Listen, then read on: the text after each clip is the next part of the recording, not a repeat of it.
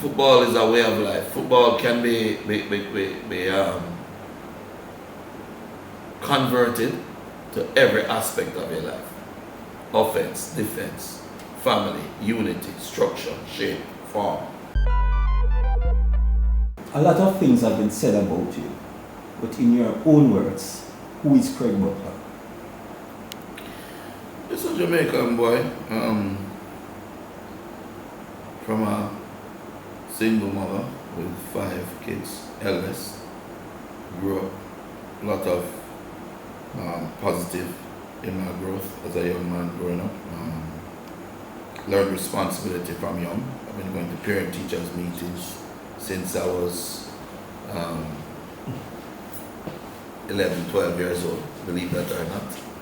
And taught me a lot about responsibility, taught me a lot about family and the importance of it and of principles. So throughout my life I've been through some difficult things, to say the least. And one of those things is understanding that not every time everyone that is doing the right thing will be acknowledged or that good will come of it. I learned not to judge people from I was young, and it culminated in my recognizing the situation with young players in this country and moving from there. I had been a footballer all my life, really. It was a way, it was a release for me, it was a way of getting away from the world that I had lived in, which was just constant responsibility, taking care of your little brothers and sisters, making sacrifices. Sometimes I went without lunch money so that they could have lunch. And a lot of people see me and believe that because of the color of my skin, life was always easy. My mother was a real estate broker, and in that industry sometimes you will sell a house today and for another year you don't sell anything, so your funds will sometimes run out, and they're very difficult for me growing up as a young man. One of the things she did do though for me, which made me into a better person and a more rounded person, was that she said, Craig, whoever your friends are, if you want them to visit you here, you must spend time with them there. So I had friends, Podcover, Jonestown, Ferdinand Mackenzie was from Maxfield. I played with Lalo down in the corner leagues down in Arnett, and I spent a lot of time in the ghettos of Jamaica, in the inner city. And so I was not one of those people that grew up unaware of what goes on in my country. And so I ended up playing for Swallowfield after going to Manico finals in 1984, against Georges. 1986 unbeaten, led JC to that run, and moving on to play for Swallowfield, which was run by Mark Mendel. And he was the first person who ever paid players in Jamaica to play football. Yeah? He wanted to establish a professional environment. And at that time, believe it or not, the JFF banned him for doing it, saying football is an amateur sport.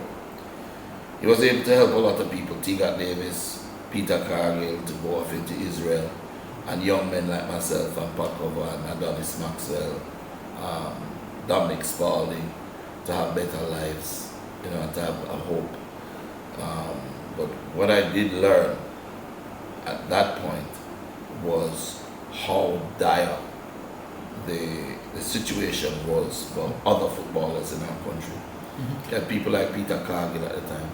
How satisfied are you with the life that you have lived? The life that I've lived, I'm pleased with it. It has been a life of service. Has had very good success. I love what I do. I love coaching. I love development. I love management. I love to see people uplifted. And it's not just in the sport of football, from the saying, as a player, but also in management, coaches. So many have passed through my hands and grown. And I'm happy with it. I think there's been great success. We have players playing in Europe. I've been all over the world. I've met the biggest, I know the biggest players in the industry. Behind me is George Mendes and Penny Zahavi and Rudy Vuller and Karl-Heinz Rummenigge. These are huge names. I've met Messi, I've met Ronaldo, I've met Ronaldinho, I've known everybody in the sport. So would you say you have achieved your life goals? Yes, I believe that I've self-actualized, but there's more that can be done. And that is one of the reasons that I want the work that I have been doing to continue after I'm gone. So I've trained my own daughter to replace me as the manager in Phoenix. She's been right at my feet from she was a little kid, and now she's gone on. I've taken her all over the world. She understands football very well, and I've also developed the players to have that loyalty and bond with her. So we will continue the journey after I'm gone. What is it that drives Craig Butler? Family, country, love. I am not happy with accepting where we are as a country, especially in the sport of football, because we can be so much better. We should be world beaters. Just like how we are in track and field, we should be world beaters in football. We've consistently developed good players, but at the national level we have not succeeded in transitioning that into top performances and qualifying for the World Cup. And people don't realize how much of an impact consistent qualification would have on our national team and on our country's economy. Because if you had 50 players making what Leon Bailey is making, playing at the level that he's playing, there'll be more commercial opportunities, there'll be more people getting help, and more kids being motivated that they can achieve anything they set their mind on. And this will create a more powerful Jamaican economy. I believe that it could eradicate poverty in this country. What is it about football that you are passionate about? Football is a way of life. Football can be converted to every aspect of your life. Offense, defense, family, unity, structure, shape, form, succeeding together, teamwork, all of those things. You have a lot of life lessons to be learned in football. And outside of that, it is what made me who I am.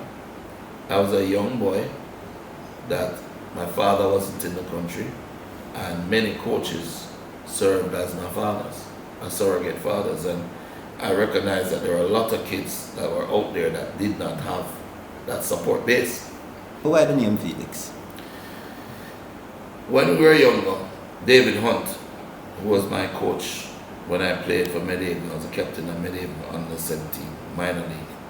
But when I was around 12, we were too young to make the minor league team. And there were no other leagues for youth. There was no under 15, under 13 back then. So he said, why don't you guys form your own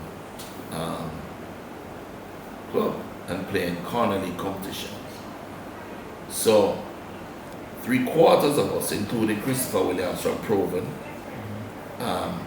Leonard Bailey, not Leon Bailey, Leonard Bailey, and myself, Richard Potcover McDonald, we all were missing a parent, So Potcover's mom was in New York, Chris didn't have his dad, Lenny didn't have his dad, and my dad left us when I was young. So we recognized that we would not have much of a chance financially in getting the proper education that we wanted to. So we set about deciding to use football as a vehicle to advance ourselves as human beings. Kirk and Kit Kennedy as well were part of that original program.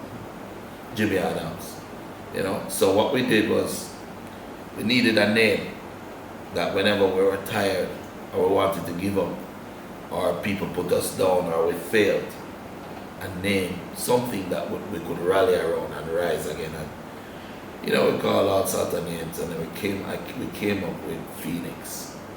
Phoenix is a mythological bird that is found in every folklore, in every culture. The same name is there, a bird that can never die.